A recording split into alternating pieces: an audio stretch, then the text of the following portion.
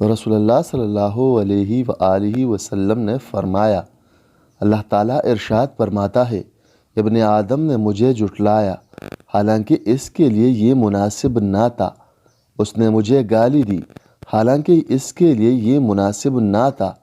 اس کا مجھے جھٹلانا تو یہ ہے کہ وہ کہتا ہے کہ میں اسے دوبارہ زندہ کرنے پر قادر نہیں ہوں، اور اس کا مجھے گالی دینا یہ ہے کہ میرے لیے اولاد بتاتا ہے۔ میری ذات اس سے پاک ہے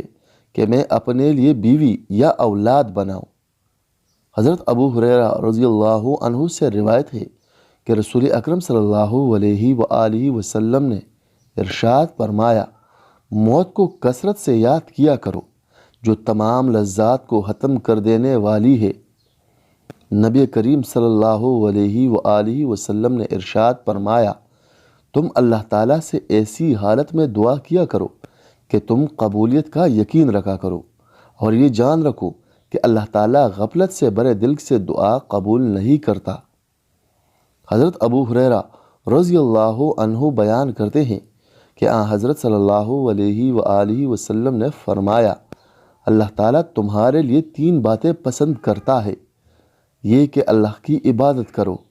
اور یہ کہ کسی کو اس کا شریک نہ ٹھہراؤ،